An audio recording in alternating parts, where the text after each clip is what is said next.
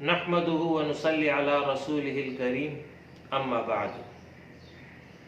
سانحہ موٹر وے کے بعد سوشل میڈیا پر بھی اور احتجاجی مظاہروں میں یہ بات شدت کے ساتھ اٹھائی جا رہی ہے کہ مجرم کو سرعام پھانسی دی جائے۔ اس پر یہ سوال بھی ذکر کیا جا رہا ہے کہ ایسے مجرم کی سزا پھانسی اور اس کو سرعام دینا کیا شرعاً درست ہے کہ نہیں؟ تو اس حوالے سے چند نکات آپ کے سامنے بیان کر رہا ہوں۔ شریعت نے جرائم کے لیے جو سزائیں مقرر کی ہیں اس میں سے پہلی قسم تو حدود ہے۔ حدود وہ مقررہ سزائیں جو اللہ تعالیٰ کے حق کے واسطے متعین ہے، ان میں ترمیم یا تبدیلی کا کسی کو حق حاصل نہیں ہے۔ شریعت میں 5 جرائم کی حدود مقرر ہیں: ڈاکہ، چوری، زنا، تہمت زنا۔ یہ 4 تو قرآن سے ثابت ہیں، جبکہ 5ویں قسم شراب نوشی یہ اجماع صحابہ سے ثابت ہے۔ اس کا جرم اور اس کی سزا بھی متعین ہے۔ دوسری قسم ہے قصاص اور دیت۔ قصاص اور دیت یہ انسانوں کے حق میں سے ہے، لہذا قتل کے بدلے قتل ہے، اور اسی طریقے سے اعضاء کو نقصان پہنچایا تو آنکھ کے بدلے آنکھ ہے، دانت کے بدلے دانت ہے، وغیرہ وغیرہ۔ قصاص اور دیت میں یہ اختیار مقتول کے ورثاء اور مظلوم کو حاصل ہوتا ہے، چاہے تو وہ مجرم کو معاف کر دے اور چاہے تو دیت پر راضی ہو جائے۔ یہ تو ہے دوسری قسم۔ تیسری قسم کی سزائیں ان کو تعزیری سزائیں کہا جاتا ہے۔ یہ باقی جرائم کے حوالے سے ہے، اس میں کوئی متعین نہ جرم ہے اور نہ سزا ہے، بلکہ جرم کی نوعیت کے حساب سے حاکم وقت کو یہ اختیار ہوتا ہے کہ مناسب حال سزا دے دے۔ یہ متعین نہیں بلکہ حاکم وقت کے ثوابدید پر ہے، لہذا اس میں کوئی تحدید نہیں ہے کہ متعین یہی سزا دی جائے۔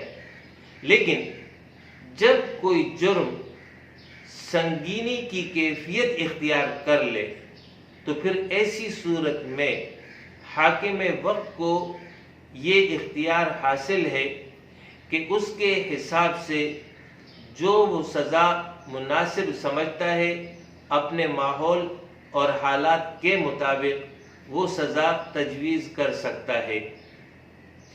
حد کے معاملے میں تو یہ ہے کہ حد زنا میں اگر زنا بالرضا ہو، یعنی فریقین کی رضامندی سے یہ عمل ہوا ہو، تو دونوں مجرم ہیں، دونوں کو جو ہے سزا دی جائے گی، چاہے وہ 100 کوڑے کی شکل میں ہو یا سنساری کی شکل میں ہو۔ اور اگر دو میں سے ایک کے ساتھ جبر ہوا ہے تو جس نے جبر کیا ہے اس کو تو سزا دی جائے گی، لیکن جس پر جبر ہوا ہے اس کو سزا نہیں دی جائے گی۔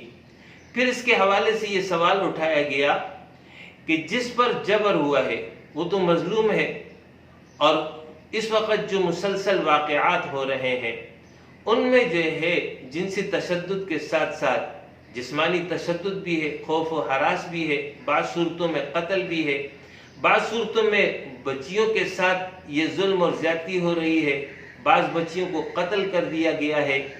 تو پھر ایسی صورت میں انہیں کیا سزا دی جائے گی؟ تو اس کا جواب یہی ہے کہ حد کے حساب سے تو متعین سزا ہے وہی لاگو ہوتی ہے، لیکن چونکہ یہاں جرم سنگین نوعیت اختیار کر لیا گیا ہے، لہذا حاکم وقت کو یہ اختیار حاصل ہے کہ وہ جرم کی نوعیت کے حساب سے جو بھی سزا مناسب سمجھے وہ جاری کر سکتا ہے، اور وہ موت کی سزا بھی ہو سکتی ہے۔ اور عمل درآمد میں طریقہ کار عبرتناک اختیار کیا جا سکتا ہے۔ یہ تو ہے حکم۔ اب آخری بات یہ رہ جاتی ہے کہ آیا یہ سزا جو ہے پبلک مقام پر دی جا سکتی ہے یا نہیں دی جا سکتی ہے؟ تو اس بات کو سمجھنے کے لیے سورہ النور کی آیت نمبر 2 کا مطالعہ کر لیں۔ اس آیت میں اللہ رب العالمین نے ارشاد فرمایا کہ بدکار عورت اور بدکار مرد، بس دونوں میں سے ہر ایک کو 100 کوڑے مارو، اور تمہیں اللہ کے معاملے میں ان پر ذرا رحم نہیں آنا چاہیے۔ یعنی مجرم پر اگر آپ ترس کھاتے ہیں تو اس کا مطلب یہ ہے کہ آپ جرم کو تقویت دیتے ہیں اور باقی مجرمین کی حوصلہ افزائی ہوتی ہے۔ مزید ارشاد فرمایا اگر تم اللہ پر اور قیامت کے دن پر ایمان رکھتے ہو تو یہ عمل کرو، اور آخر میں ارشاد فرمایا اس آیت میں اور ان کی سزا کے وقت مسلمانوں کی ایک جماعت کو حاضر رہنا چاہیے۔ تو یہاں آیت میں یہ تعلیم دی گئی ہے کہ جب سزا پر عمل درآمد ہو تو وہاں مسلمانوں کی ایک جماعت موجود ہو۔ مقصد اور منشا آیت کا یہ ہے کہ باقی لوگوں کے لیے یہ عبرت بنے، نصیحت بنے، اور باقی لوگوں میں جن کے اندر سرکشی موجود ہو وہ اس سزا کا خوف رکھتے ہوئے آئندہ کے لیے محتاط رہیں۔ اس طریقے سے جو ہے معاشرہ جو ہے وہ امن پا سکے گا۔ لہذا ان جرائم کی سزا کا مقصد ایک تو یہ ہے کہ مجرم کو اس کی کیے کی سزا مل جائے، اسی طریقے سے مظلوم کی داد رسی ہو، مقتول کے ورثاء کو انصاف حاصل ہو، اور پورا معاشرہ امن سکون حاصل کر لے، اور اسلامی مملکت جو ہے وہ فساد سے محفوظ رہے۔ لہٰذا یہ مطالبہ جو کیا جا رہا ہے یہ بے جا نہیں ہے بلکہ برحق ہے، اور اس وقت جو کیفیت پورے ملک میں بن چکی ہے اور پے در پہ واقعات مسلسل ہوئے ہیں، لہٰذا اس کا سد باب کا طریقہ ہی یہی ہے کہ فوری انصاف ہو، مجرم کو گرفتار کیے جائے، اور مجرم کو جو ہے قرار واقعی سزا ہو، اور یہ سزا پبلک مقام پر ہو تاکہ اس کے نتیجے میں باقی لوگوں کو نصیحت حاصل ہو اور مملکت جو ہے فساد سے محفوظ رہ جائے، اور انسانوں کی جان، مال، عزت، آبرو کی حفاظت ہو سکے۔ وآخر دعوانا ان الحمد للہ رب العالمین۔